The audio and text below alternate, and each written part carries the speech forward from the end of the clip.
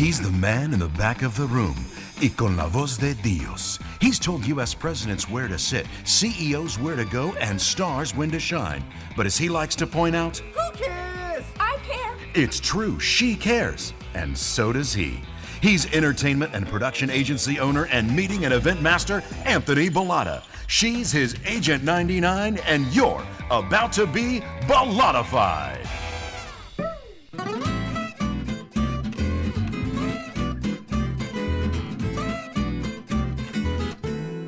Hi, friends, and welcome to another episode of Bollotta-Fide, the one and only pod about events, entertainment, and engagement. I'm Anthony Bollotta. I'm here as I am every week with my delicious, always optimistic co-host, Alexia Cristina Postolidi. Opa! I'm waiting for a nod of approval on the name, always. Always. No, you did great. You did great. I just want you to go back and have to try to redo that cohort bit because, it's like a perfect spit take. It's a spit take for sure. Yes. You should see the screen right now. I was going to greet you with salve, right, which is the more formal hello in Italian, but you already salved all over your computer screen, so I didn't need to say it. But I'm pumped. But you did, Blanche. You said it. You did, but you did. I'm not mad at you. I'm mad at the dirt. Well, here we are in September. Settembre. It seems so odd that we are now in the beginning of the last quarter of 2023. This time just flies. I don't know why I even had to say it. We all know it does, but geez, Louise, feels like it's going fast. Yeah. But I will say this year was packed full of a lot of things. So even though it flew by, I can say I have a move, starting school, and international travel all under my belt in 1 year. So I'll chalk it up to an eventful year. Good. So you feel like you've been productive so far this year. Yeah, good. Yeah. Hopefully you as well. I do. I feel that I've been, fairly productive this year, I suppose. It's hard to pat yourself on the back. It's really, really hard. Yeah, you know what we say in the theater, Anthony, if you're going to do it with conviction. So if you're going to say it with conviction.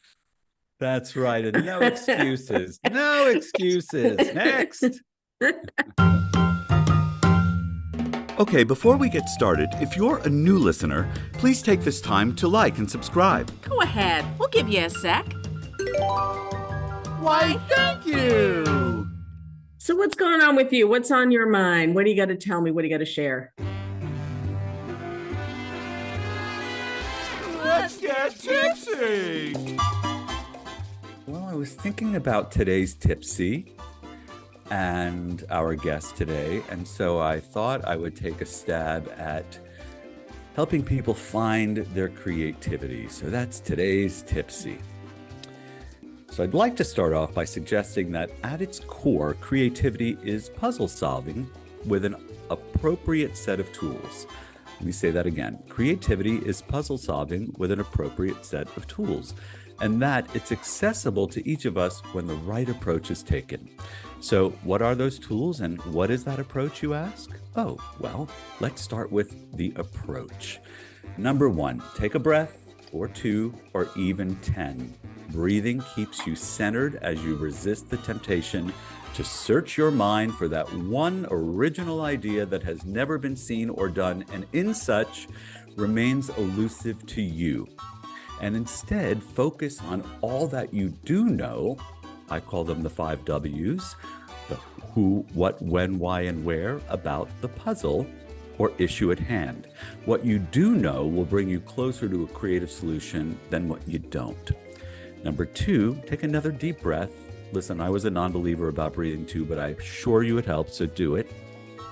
And allow your mind to go where it instinctively wants to go, which is in search of connections to any and all information you have related to that issue. You may have already made mental note of a few, and maybe you even discounted them for one reason or another, but now you're going to refer to them as low hangers, a reference to fruit more effortlessly picked from the tree, and continue to explore additional connections, Not unlike a physician diagnosing an illness or detective building a case, your goal is to leave no stone unturned in your exploration for connective tissue. The connections you instinctively make will lead you in the right direction. Number 3, head up, eyes, ears, and mind open for any new information that, by the way, will likely come from the most unexpected place when you least expect it. That's why you always need to be aware, mindful, and present. Be aware of that new information as it comes to you. And remember that all connections have merit until they don't, which is to say, keep an open mind. And number 4, your tools. Well, they're nothing more than your breadth of knowledge and vocabulary on the given issue. The wider your expanse of knowledge and skill to speak to it, the more connective tissue you'll find, the more likely you are to find a creative solution that best aligns. And that is indeed the point, right? Being creative is not about coming up with original ideas. It's not magic, nor does it happen in a vacuum. It's about deriving inspiration from all that you know and can know to build as much connective tissue as you can, with the intention of finding a creative solution. Because at the end of the day, the creativity that appears to come from thin air really does not. It comes from information, communication, reflection, and patience. And that is my tipsy. So it bears asking, what would Yaya say to that tipsy? Oh, you just brought me back to the sweetest memory. Now, I have a lot of memories of Yaya. I don't have a lot of sweet. Clearly, not a lot of sweet memories. And this is a sweet memory, especially when you talked about keeping your mind open, right? We were walking down in the yard. I don't know why. She and I were taking a walk, and it was spring, and there was all the dandelions that turned to little puff balls. And I made a comment about, wish we could get rid of them. They're ugly. And she said to me, and this one I have to really recall, so bear with me. Y anictes cardies que tanyala da frunomor fria se apinatha Mary. Apithana Mary. Sorry. It's all right. We knew you made the mistake when you made it, by the way. We were all Yeah, there like, knew. what is wrong with her Greek? You knew. Right. You knew. And what does that mean? It means open hearts and minds will find beauty in unlikely places. Oh, that is beautiful. Isn't that? She went on to kind of school me about all the goodness a dandelion has to offer. So you look at it and you see this thing, but if you open your heart and your mind, your world of creativity, it'll open, right? And I mean, there are so many things you can do with a dandelion. You can make tea, vinegar, wine out of a dandelion. You can use every part of the dandelion raw or cooked. You can eat every single part of it. It's considered one of the most nutritionally dense greens there is, chock full of vitamins A, B, C, and potassium. And then, Yaya just picked off a leaf right then and there and ate it. How does it taste? I've only ever really had dandelion tea, but it is kind of funny because recently I have been in search of dandelion greens so that I can saute them. I imagine it's probably stronger than spinach. Oh, well, I know it tastes a little bit like it tastes like arugula because I've had dandelion greens in a salad. So it's got that kind of bitter, spicy, unctuous, wonderful flavor. I just wondered because you didn't mention how good it tastes in your description of it. So I figured it must not. Oh, no. In a salad, if you like arugula, you'll like dandelion greens. A little bit of arugula. Oh, I could have a whole entire salad of arugula. With something else in it, really. Arugula, beets, and goat cheese and candied walnuts, and you're good. I just always wonder why nobody's named arugula. What a beautiful name. Arugula. Come here. Well, So- you know what? From here on out, you will hence be known as my little arugula. Okay, dry chives.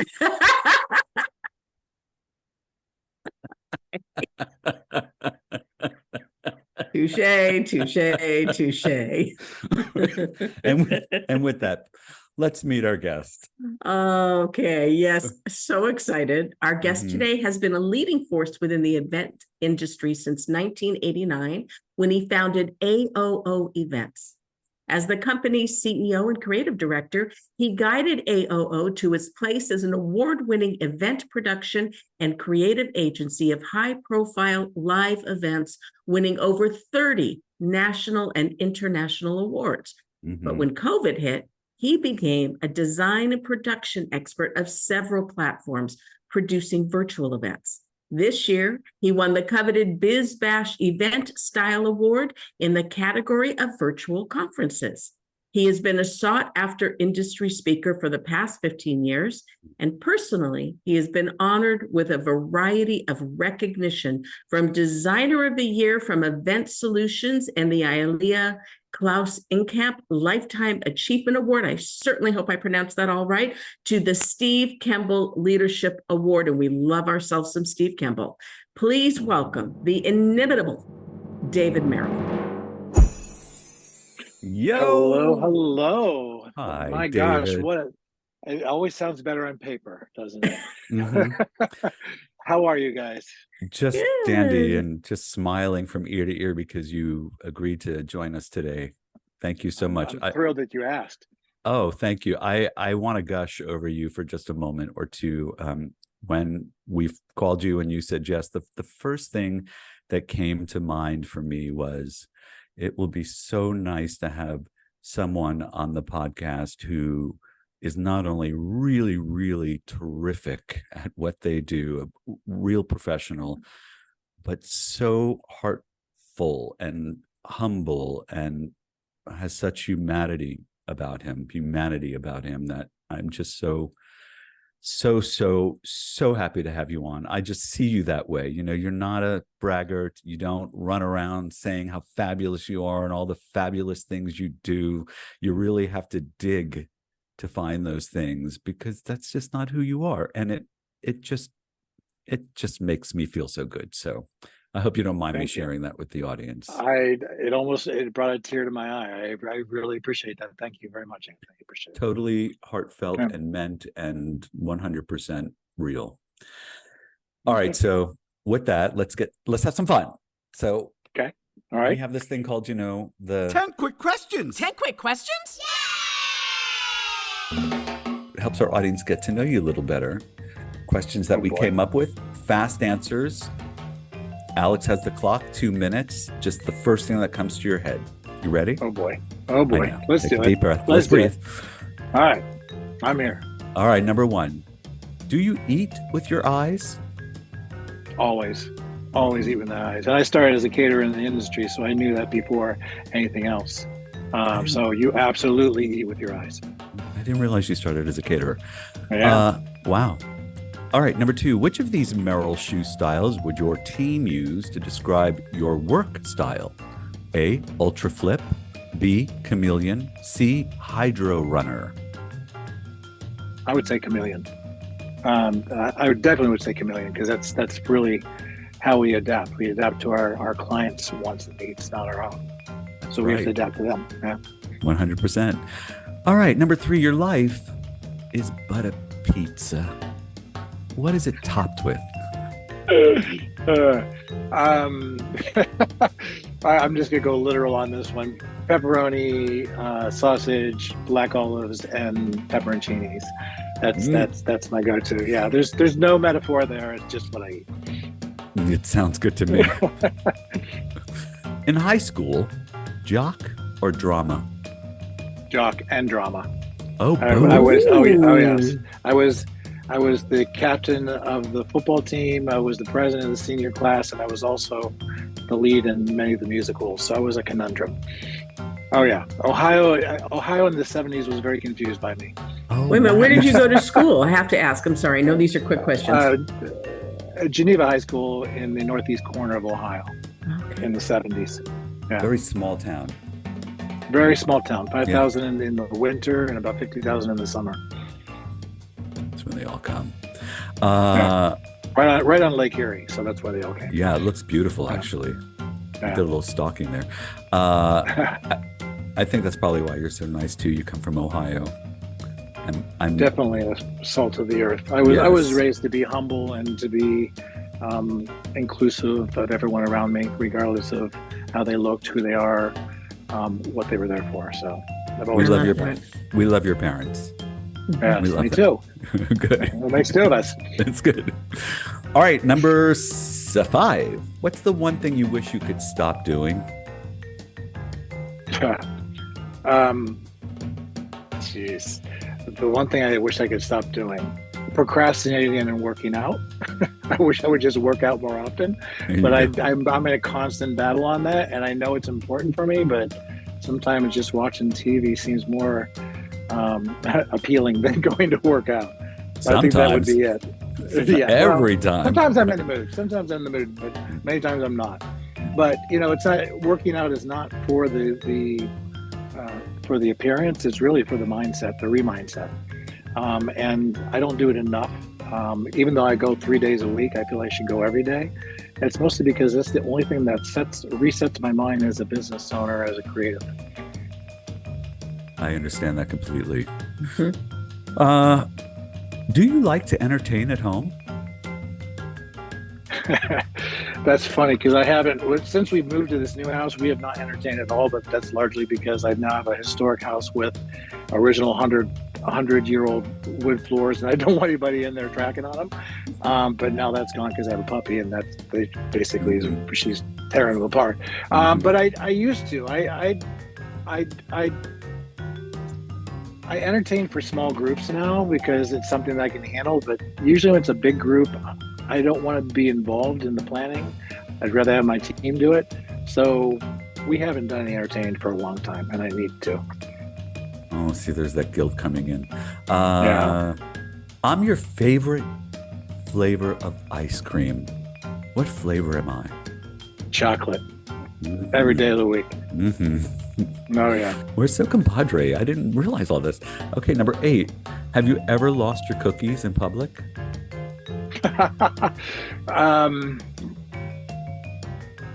No, I never have. I was just thinking about that. It's like, no, I can never think of a time where I just completely lost it. I've seen other people lose it, and I always sit back and go, ooh, I wish they knew what they were looking like. Right. I'm uber aware of outer appearances, and so even when I feel like exploding or losing my cookies, I try not to. And this is something I've learned over the years. I mean, when I was younger in my career I did explode more, but that was when I was in my 20s and 30s. Now I'm much wiser. Now that you're in your 40s. I love you. I know. Me too. Can you spell hors d'oeuvre?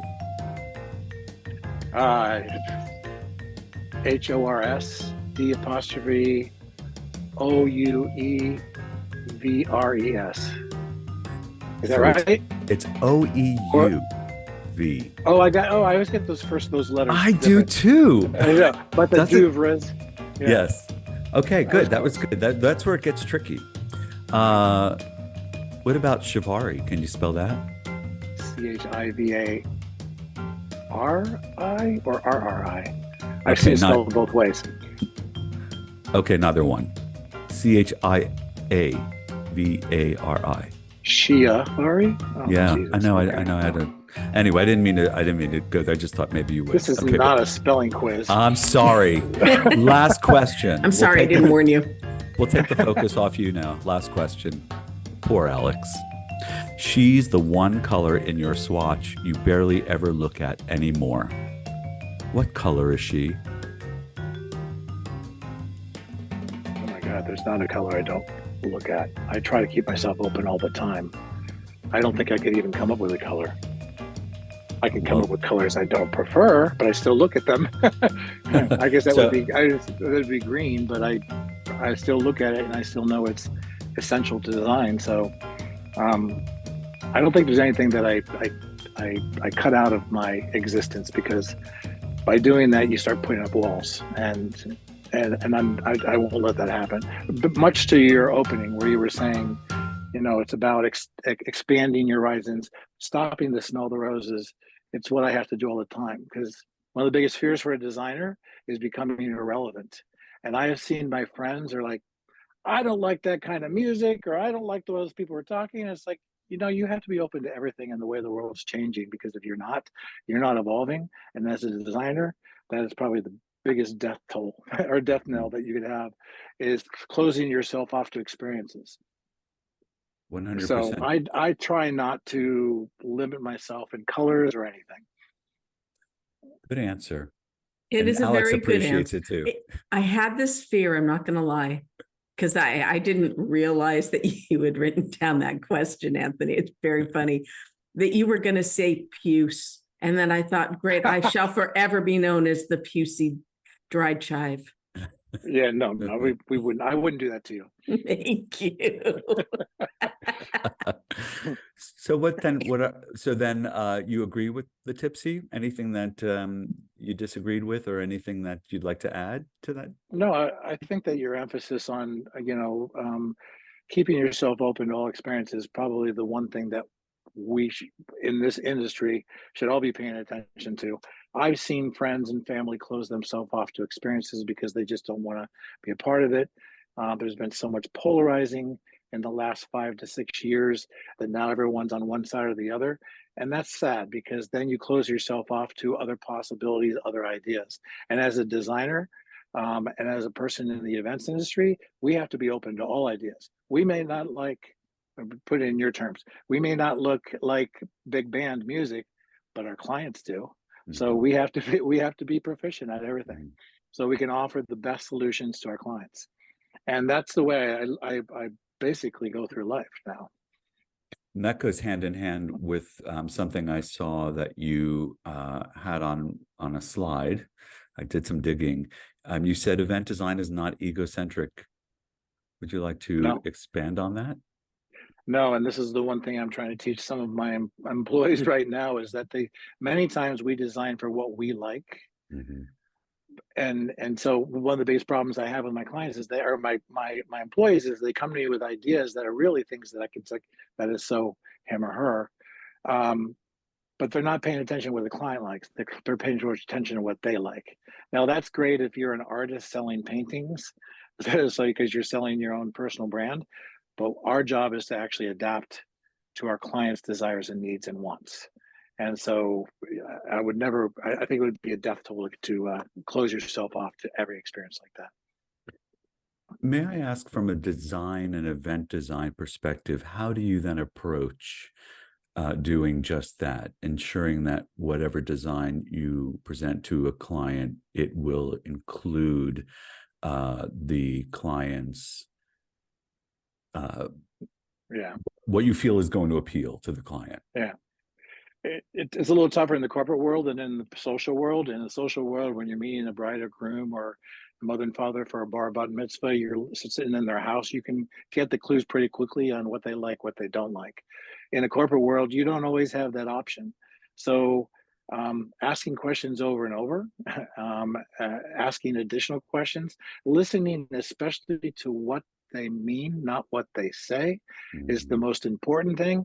And that's a skill in itself, because what they say may not, someone will say, oh, we have all the money in the world. Well, all the money in the world to one person, maybe $5,000, and all the money to another person, maybe $100,000. So, there's interpretation to everything that comes out of a person's mouth. And it's important that you really pay attention to what they mean, not what they say, but what they mean. And sometimes that requires asking additional questions.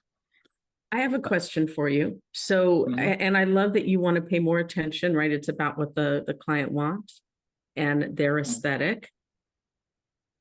Mm-hmm. Have you ever come across a situation where the aesthetic, in your heart, really is not going to work out? And if that has happened, how do you deal with it?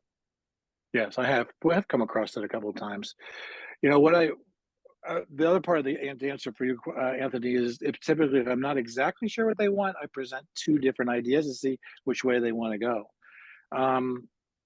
So back to your question, Alex. What was the question again? Oh, how do I tell them that it's not the right direction? Sometimes you can offer all the advice in the world to someone and they're not going to take it. So all you can do is say, look, as your designer, this is what I would recommend. However, if you want to go this route, it's fine. But then I try to offer the reasons why I don't think it's right for this particular position. But sometimes I've had to go directions that I did not think were right, but they were right for the client and they were happy with it. So we don't always agree as designers with where our clients want us to go. We have to offer the alternatives. We have to explain why we think it may not be the right way after we've checked ourselves to make sure that we're not just being biased to our own prejudices. But ultimately, it's the client's decision. It's their money they're spending. What do you say to somebody who says, well, David, you're just selling out? You're not preserving your own vision, or you're making compromises. I face this myself, so I wonder how you respond to that.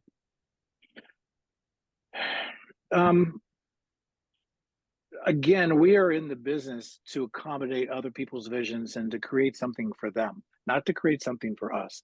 If I was an artist doing my own paintings, then of course it's going to be what I want and I'm not drawing for somebody else. But we are literally in the business to please our clients.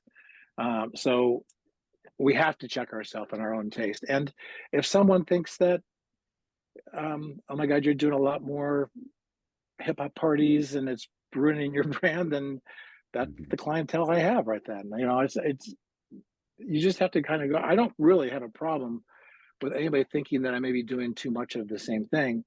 My thought would be, am I surrounding myself with the right clients that I want to have? If I'm going down a road I don't feel comfortable with, then change the direction of the client you want to seek. That's a very good piece of advice. Yeah. Because you're really not going to change the client. You're going to suffer trying in one way or another. You're going to suffer trying, and our job is to actually accommodate the client. That's right. Yeah. That's right. I cannot agree with you more. You're a sharer. You teach and openly share your expertise and knowledge, which is something else that I find so delightful about you, so wonderful about you. What do you say to those who worry that their ideas, what do you say to those who worry that their ideas will be stolen from under them? I get this question all the time. It's like, I can tell you everything that I think and know. You're still not going to do it the same way I am. So I've always been about, and we get to the three-legged stool we're going to talk about at the end. I always believe that you just kind of put out what you believe and let people interpret it the way they want to. So I hope that answered that question. Are you confident in that? Or are there times when you feel like, okay, this might be risky? Earlier in the career, when I first started speaking, I was a little bit worried about that. And I got a lot of questions back like, oh my God, you're giving away all your secrets. And how you look at things, how you design. Because, I do that design trend seminar every year. I've done it for 25 years at the Special Event Convention and 25 years, yeah. And so we're literally researching everything that's trending now, and we put it out to them. I don't mind sharing those ideas with people. That doesn't mean that they're going to use the idea the same way I am. And I am about sharing knowledge. So, and it's also from a marketing standpoint, the reason why I've actually been a speaker is because it's put me out in front of hundreds and thousands of people every single year. I got 2 jobs the last month just from people. One person sat in my seminar in Columbus in 2014. Wow. So, you make an impression and it kind of expands people that know who you are. And it's actually brought business to me. That's cool. Yeah. Well, and I'm also about sharing. So, to me, it fulfills me to know that people have got something from this and they can create something new, for themselves. What about during the bidding process? Do you do anything to protect your ideas when you offer them in a proposal? Protecting the ideas hasn't been as essential as it used to be in the early 2000s. I mean, everyone was grabbing ideas and then taking that idea and taking it to someone else. Can you do it cheaper?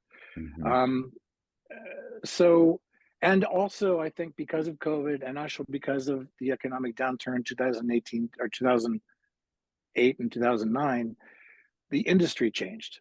And so, DMCs maybe, which I go to all the time because they're the ones that are required by corporations to give them 3 ideas for opening, 3 ideas for the main, 3 ideas, it's like, and you used to have to price all those out. Now there's kind of like a one sheet, like here's an idea, a theme. So it hasn't, but the clients I'm working with anymore aren't requiring full-blown proposals like they used to.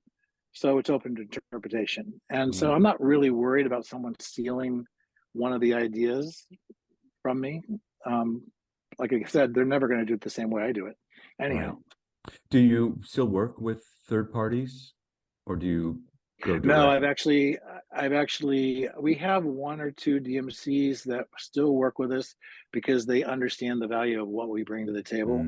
But many of the DMC market, and there's a lot of entry-level positions that basically are coming to the vendors, and they know so little in comparison to what we know that we find we're just sitting there educating them.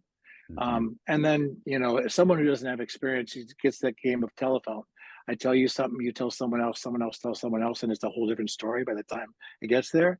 Many times with the DMCs, especially the entry-level positions, they're not listening to the client. They're taking literal words and missing the mark. So it's a lot of running around, a lot of, the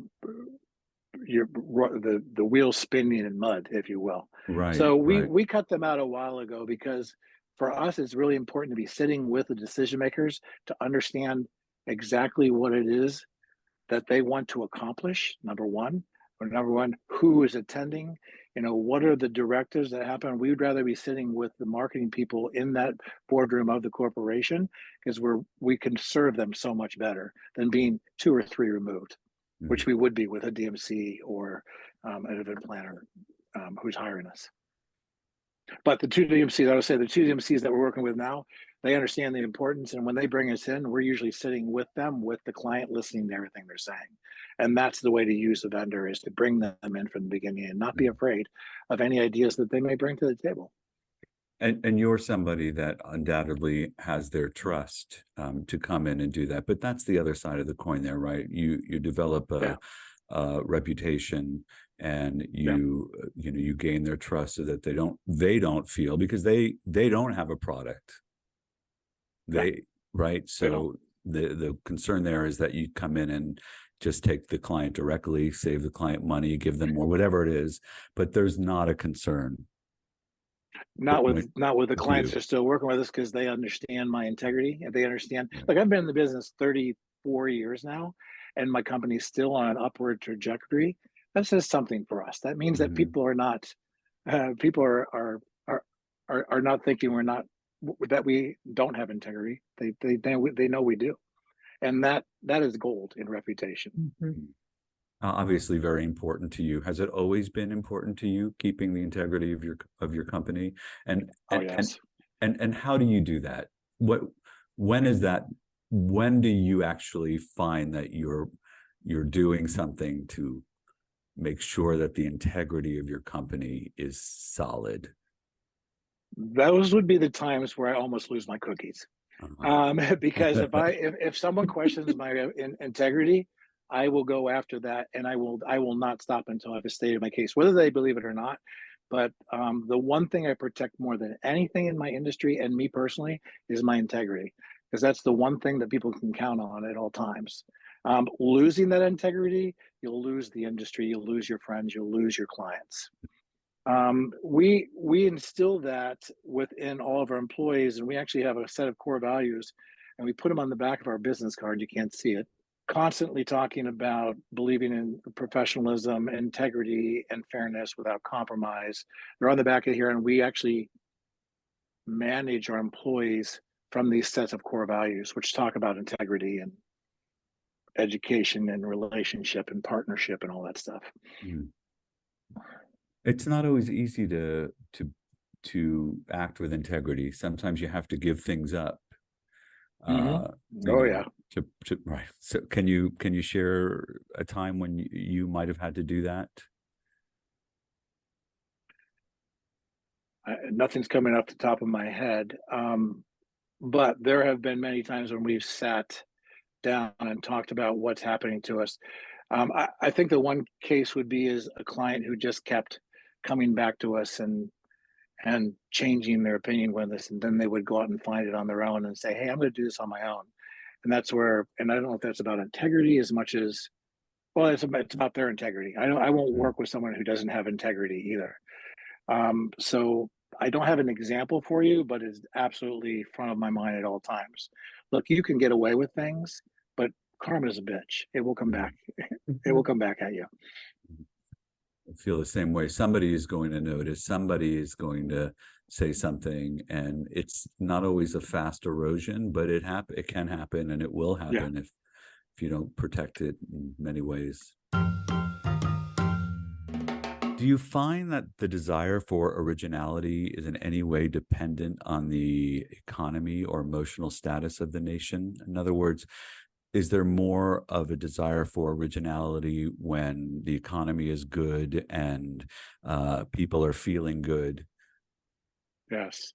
In fact, I think coming back from COVID, people were just asking for the things that they hadn't seen 4 years ago. You know, they wanted to have the same themes and everything else. Now we're starting to say, okay, we've done enough events. What else can you show us? So part of our industry has always been showing them something new. I think the only time we got a break on that is coming back out of COVID. But now it's coming back again. Now that everyone's working again, they're throwing multiple events. They're bored with the stuff that they loved a few years ago. They want to do. Isn't it interesting how it changes so drastically from year to year, month to month, practically day to day, the national sentiment and how it impacts design? Yeah, not only the national sentiment, but also the tools that are becoming available to us. I never used to design with technology a couple of years ago. I wouldn't think about lighting. I wouldn't think about AI. I wouldn't think about you know, all the things that are available to you. And now I study them because it's another set of tools in my toolbox that I can bring to them. So as holograms develop, as these other things develop, then they become available for you to use in your events and to show them something new and different. Which brings me to the question, what are your thoughts on augmented reality and how it can be used to enhance live events? How do you think that's going to fare out? I think it will eventually fare out. And, you know, I heard in the introduction you talked about that I had actually transitioned into virtual event design, worked a lot with All Seated and some 3D companies and really metaverse type of stuff. As soon as live came back, everyone dropped it instantly and went back to live. However, they realized that they have to reach a bigger audience now. So they are looking at augmented reality or virtual reality as an addition to a live event. But a lot of them are still not at that point yet. A lot of them just wanted to do the live events and, oh my God, are we safe? Can everyone breathe on each other? But now that we're all getting past that initial reticence to meet in person again, now they're looking for augmented reality or other ways to enhance the event even further. Are there any that you've found or any that you're percolating on now as this becomes new to us? It's still sort of difficult to quantify in a way because we don't really know what it's going to look like. But have you thought, in your imagination, it would be really cool if we could do this with it, for example? No, the only thing that comes to mind from that question would be hologram is something I'm paying attention to now. And holograms have been around for a long time, but it was uber expensive and not easy to do because you had to have a certain set of circumstances to even make it work. And now the technology is increasing and the price is coming down. So I'm now paying attention to that. How can I bring that into a general session? How can I bring that into even an event, greeting people at the door with someone special? So that's what I've been paying attention to recently. That and drones, because now the drone shows are starting to come down in price. Yeah, it's like now I can actually offer it to clients. It's not $100,000 to a minimum to start that thing. So right. those are the technologies I'm paying attention to right now. That's great. I wonder myself how artificial intelligence will be used outside of the trade show initially. That seems to be for me the most logical place for it to start to take life as companies use it to, showcase their products in more dimensional ways than they can now. It's and I don't know if that's necessarily where the expertise of my company is. I'm more in the live event, but that our artificial intelligence, I think, would be more important for the sale, capturing leads, that type of thing, which I don't get as much involved with that as I do in the live event experience. Yes. Although I am hearing a little buzz about it being used to register people, facial recognition technology, obviously fingerprint technology, to quicken that aspect of the conference. We are actually coming to see Beyonce on Tuesday night in Inglewood. Are you? Yes. Okay. And the reason I'm telling this story is because we're staying at the Sonder Lum, which is the one hotel in Inglewood that is, it looks like it was a motor lodge at one point that's been renovated. It's right across the street. In any case, we had to register online because there is no front desk and there are no front desk attendants. So that's how we had to register.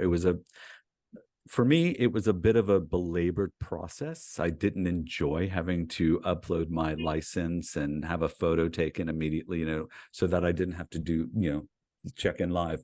But I do think that's the way we're going. That's the way we're moving, right? That technology really developed during COVID because they needed a way to check people in without them being in human contact with each other. So that really going into the hotel industry, we're seeing that big time there. I'm not sure how that's going to translate into the live event industry just yet, but I am paying attention. It's interesting. I asked, I went to school last year and I asked one of my instructors where they thought that technology would start in our world. I was thinking it would be a corporate move, but the instructor said, no, probably not, because there are too many laws about privacy and corporations would be too concerned about using things like facial recognition to register people. I thought that was an odd response, but then she said associations might be more apt to go that route first. Yeah, I had no comments on that. This is where I'm starting to show my age. I don't quite understand it. Hell, I'm not really even sure what all the letters in LGBTQIA stand for. So I'm sitting here watching it evolve myself. And I'm not really sure how. I would imagine conservative corporations are going to be really concerned about the privacy aspects of it. And there's others that will want to incorporate it because they want to be known as someone embracing newest technologies. So free world. Be interesting to see how it comes out. Free world. Right. Yeah. I want to ask something though. I'm sorry, Anthony, because it is so prevalent in our world now, and I'm watching a TV show called Hello Tomorrow. I just started it this week, and it's kind of all about this. What about taking out so much of the human element? What's the impact there on the live event industry? I think COVID actually answered that question, and it's the importance. I think we were all worried about it back in 2010, 2011 of it taking over. The reality is there's nothing stronger than the bond of human interaction, and it is in those places where most deals, most bonds are created. And I don't think that's ever going to go away. I think COVID actually kind of solidified that to go, no, we still need the human connection. Absolutely. On that note, I'm working with a client now, and part of what I do is help them with their scripting. And we got a script from one of our speakers, and it is a very flat script. It feels like the speaker will be preaching to the choir, if you will. And when I mentioned that to the client, they said, oh yes, they used an AI service to have this written, and it No totally, way. yeah, and it totally shows. There's no sense of ownership. There's no sense of humanity in it. It's almost as though the speech is written for Plagiarizing. instructor. Exactly. It's plagiarism. Yeah. Shame, shame, shame. Write it from your own heart. That's the only way you're going to connect with someone, if it's coming from your heart and your mind, not from Bingo. some Amen. AI chatbot. Bingo, bingo, bingo. Yeah. So what about the metaverse? And will future planners be planning events there, do you think? Yeah, I think there are some opportunities for especially clients who need to reach an audience that's not easily gathered together. When you're thinking about sustainability and, getting on a plane and, the carbon footprint that has involved, that I think that you're going to see a lot more events connecting virtually, whether it's in the metaverse as a fully interactive thing, or whether it's through Zoom or Teams or one of these. I think that's not going to ever go away, because it is an efficient way to work. I mean, my God, I remember having to go to a meeting on the other side of town, and it took me an hour to get there, and the meeting was 10 minutes and then an hour to get back. So way more time you can save by just actually virtually having those conversations, and that connection can also be created for an event. And there's enough meaningful tools within the metaverse or these other ways to connect to actually create an impact for the messaging you want to get out. So I don't think it's going to go away, but human interaction is always going to be the most powerful way to create change, and so that's not going to go away. From your mouth to God's ears. Yes. That's what I say. I'm more confident on it now than I ever have been. I mean, it's everyone abandoned. And as I said, I was designing all this virtual stuff for a while, and everyone kind of abandoned it, went back to live. No one even wanted to talk about it. I mean, like that. Yeah. It wasn't right. Nobody even wanted to talk about it. Yeah. We still have two clients that do virtual series with us, but they're reaching an international audience where you can't fly everyone together. So it's a way to connect and keep connected with people. But even with that, their strategy is, let's do one in person a year, so we have that human connection too. Well, and that's just it. I see there's been, as you say, nobody wants to talk about it anymore, but there's still an audience out there that is now not being tapped because of it, and they're, because there are ways to use the virtual platform to turn those people into live attending guests, or to create a secondary audience and, pump out content to those virtual people at a different price point in a different time frame, to grow as your client much is doing. Further reach. Right. Much further reach. And, you said it yourself about the metaverse. People, sponsors, advertisers, big companies are going to want to find those people, and they're going to go where they are. So if they're in the metaverse, that's where these companies will go to reach them. Oh yeah. And also I think, we're of a certain age, and everyone we're going to be working for in the future are younger and have grown up with computers. So a metaverse existence is not foreign for them. So as beyond the Gen Zs into whatever the next generation is, as they grow up, that's going to become more prevalent. There'll be less there'll be more of that type of metaverse or virtual events happening, and the audience will be more comfortable with it. I don't know if I'm completely comfortable with it.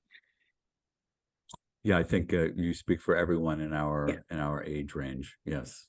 Yeah. In our 40s. In our 40s, right. Yes. 40s. I'm only in my 30s. Quiet. And didn't even entertain that, did you?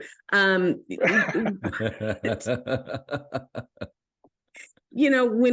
COVID hit and we went to virtual, for me, one of the main reasons for that was so that we could maintain human connection. So I think if we're planning virtual events with that intent and with that in mind, it's a way to connect in a way we otherwise couldn't. then I think we save the human element as well. Good point. For sure. For sure. Very good point. Yeah.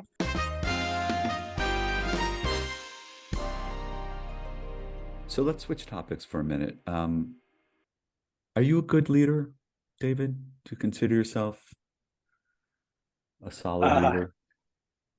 This is where my humbleness comes in. I would like to think I'm striving to always be one. I come from a Midwestern football family where every one of my father and my brothers were all captains and leaders of their teams. So I kind of had that ingrained in my mind and my psyche for my entire life. But wanting to be a good leader and being a good leader are two different things. So I'm constantly working on my craft, making sure that I am careful in the way I deliver my messages to my clients, and not, my clients, my employees, because I'm going to give away my first of the three-legged stool, and that is you have to be the change you have to be the change you want to see. And so if you're not acting with integrity, if you're not acting with inclusivity, kindness, all those things that go along with it, then you can't expect anybody that's working for you to do the same. Really, really good point.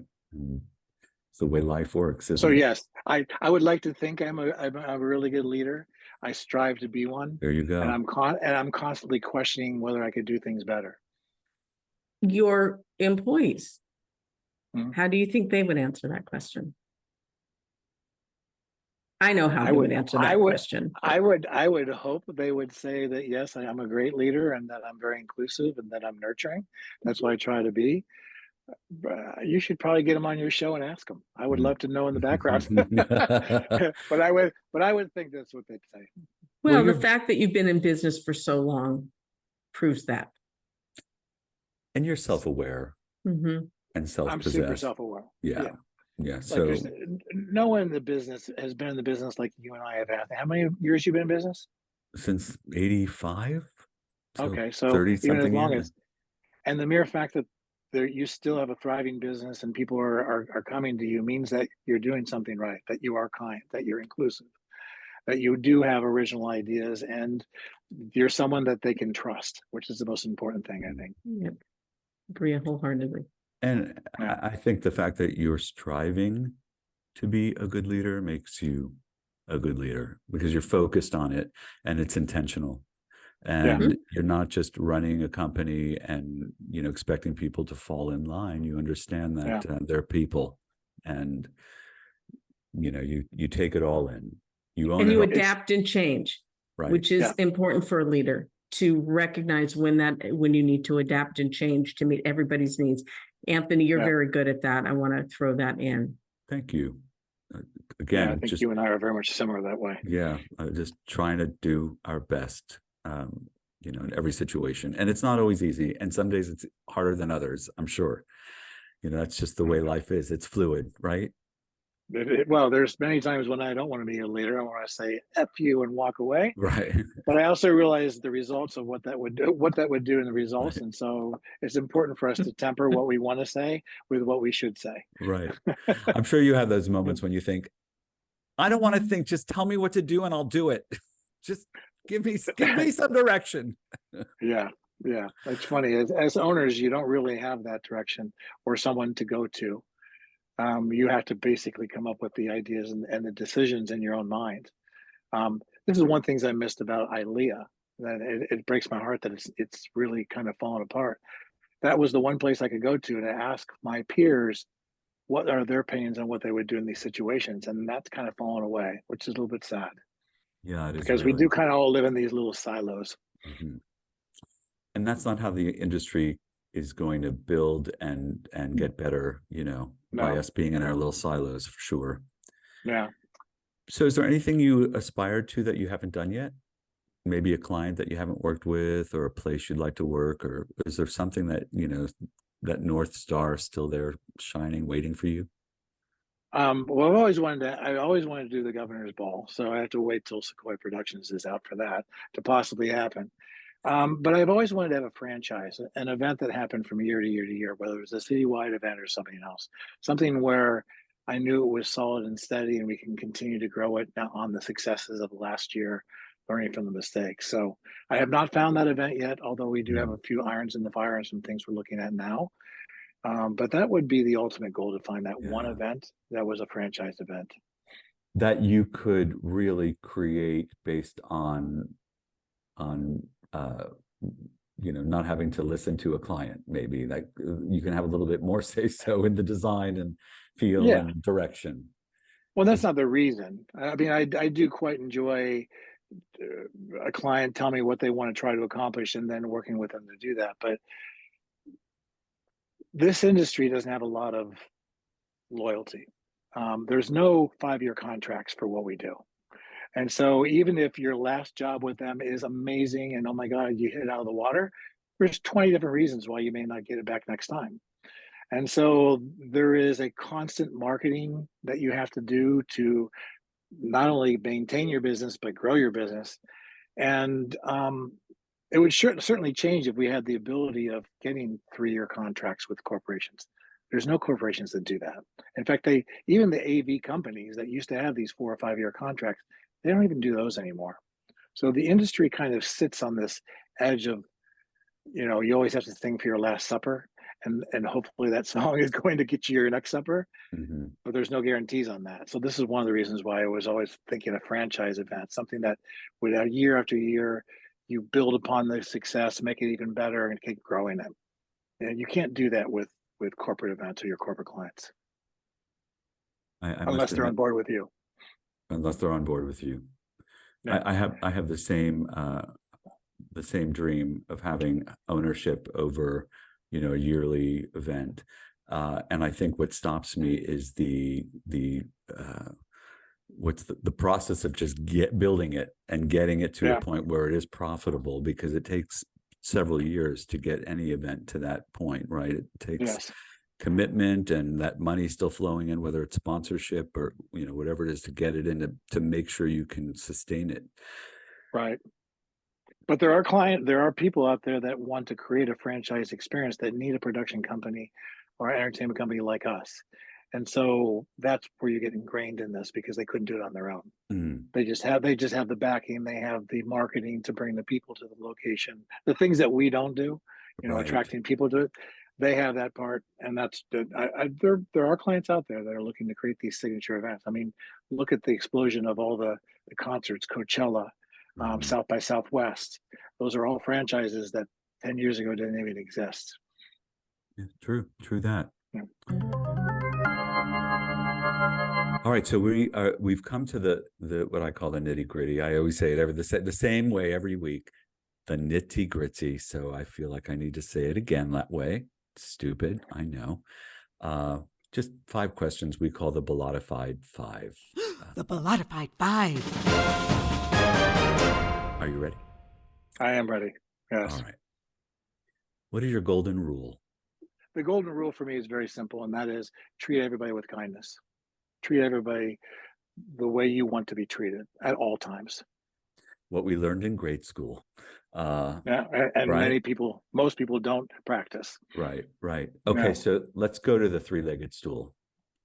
3-legged stool, the 3 tenets that I live by. Yes. The first one I had mentioned before is be the change. The only way I'm going to be a good leader is if I'm actually acting the way I want them to act. So it's really important that I'm always a hard worker, kind, inclusive, all these things. You have to be that change to actually expect the group that you're leading to follow you. That would be number 1. The second one is, it's about ripple effect. Everything we do as a business owner, everything we do as a producer has a ripple effect. Every decision you make will affect something else. If you're not thinking down to what decision will do to something else and that ripple effect that's created, then you shouldn't be making a decision. So I'm always paying attention to the ripple effect and thinking ahead what this decision means to other things that may be affected by it, or other people that may be affected by it. And the third one, I think, is summed up by the saying, be careful the toes you step on today, could be connected to the ass you have to kiss tomorrow. And Yeah. I could give you a whole bunch of reasons for that, but this is probably the reason why you and I are still in this business after 34, 35 years, and everyone still loves to work with us. We're still on an upward trajectory because we have been kind and inclusive to everybody.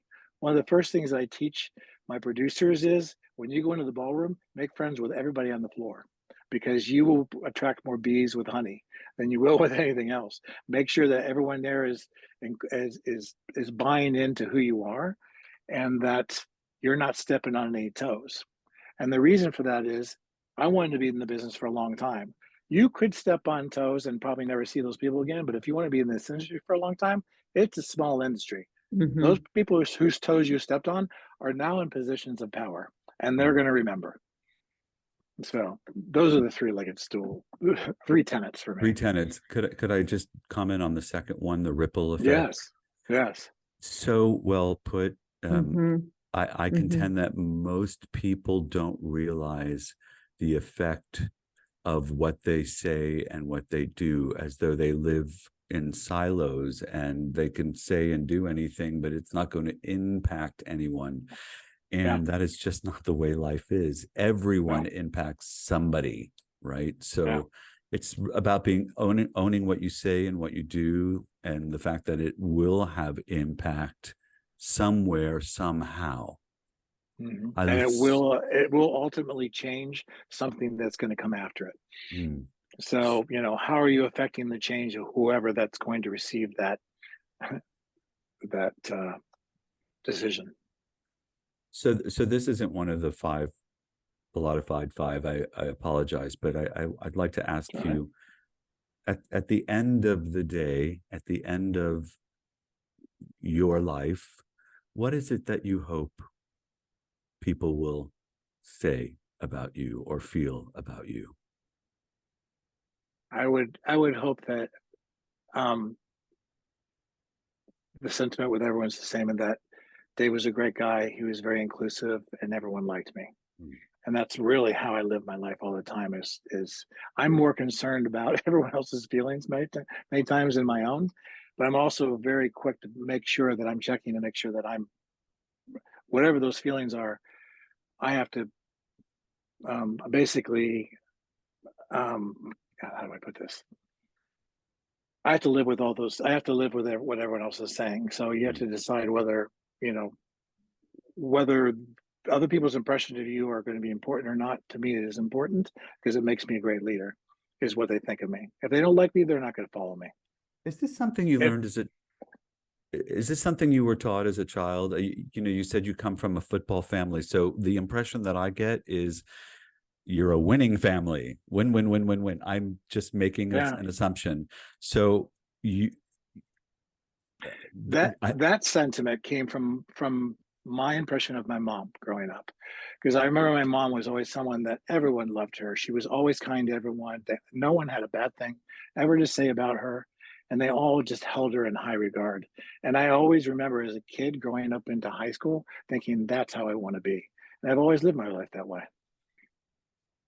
And there are times I have to assume that you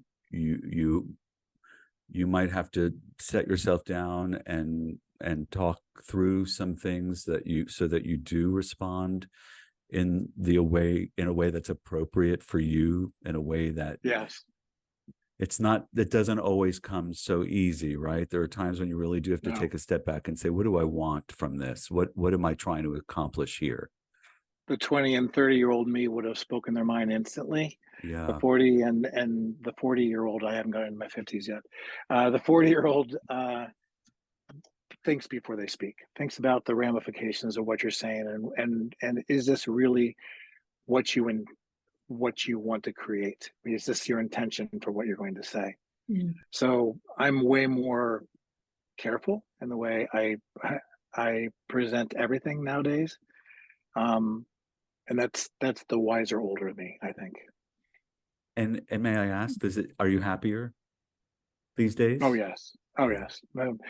Happier. I don't let things bother you as much. I think Lighter. I'm in a place.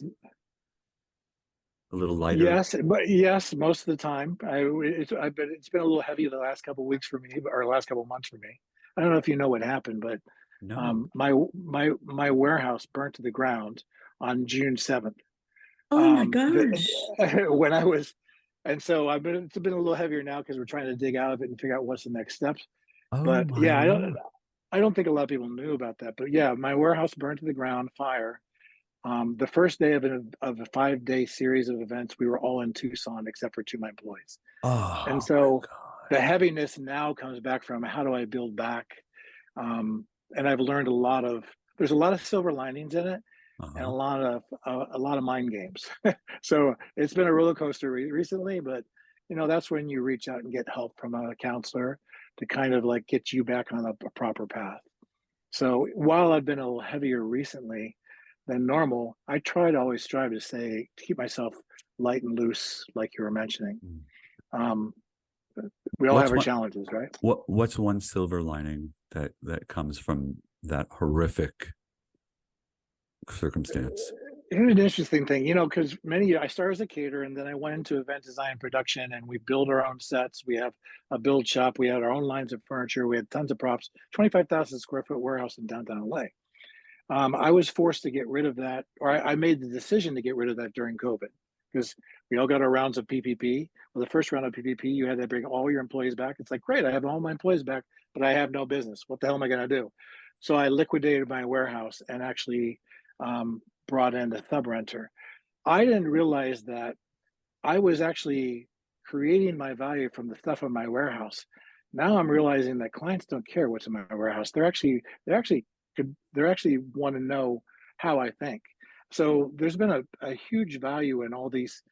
The silver lining is now that I don't have that warehouse.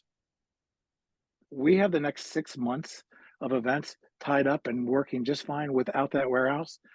That's the other reason why I'm in my closet right now is because I have employees downstairs.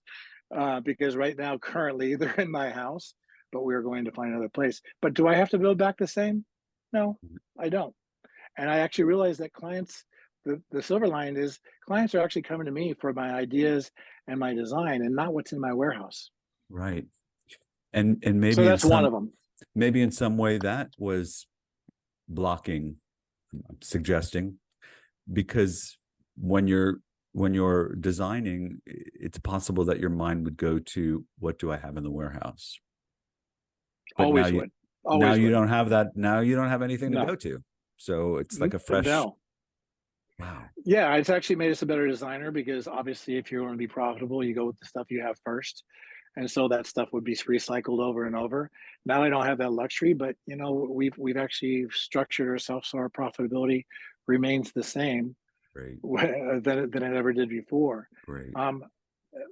So there's a lot of other silver linings too. There are definitely some mind games that have been playing with me. All my credit and for the company and me personally was hacked because when you burn a computer, the hard drive inside's still there. So the people went in and grabbed all our hard drives, and so I've been going through. One day, 2 weeks ago, I got a call from a guy in Long Beach. He's like, "Hey, I know you don't know me, but there's about 70 to 100 of your checks floating down Long Beach Boulevard," and it was already a canceled account. Account. But what a mind mess that is. And then someone actually went and cashed one of those checks. It wasn't, we weren't liable for it. But still, But that's the kind of stuff that just messes with your mind. It's like, I want to get beyond that stuff. Yeah. Right. So, yeah. all So that it's been, fallout. yeah. But the silver lining of this is actually allowing me to completely change the company in the ways I always wanted to, but I didn't because I had too much of an investment in IT, or I had too big I had a lease that was going to be another 5 years. Well, I don't have that lease anymore, so now I can do whatever I want. Right. So yeah, so there's been some Right. silver linings. Well, it's like, I think it's the way that you look at things, right? The glass is, you find the silver linings, you have to find them. They don't always appear so. Wow, David, all I can say is that which does not kill us makes us stronger, because that is, and then to have the additional thing happen of people pilfering your information after such a tragedy, that's the hard part, right? Because Yeah. Wow. Especially when you try to be kind and put goodness into the world, and then you question why this is happening. But Yeah. Yeah. well, But it seems we're getting to the end now. We're more in right. the, okay, how do we build back? What do we want to do next? The good news is after that fire, we actually got busier. We've had business flooding in the doors, and we've been able to accommodate it virtually. Wow. Yeah. Well, good for you. Good. I'm glad It's to hear amazing. it. Really. Thank you.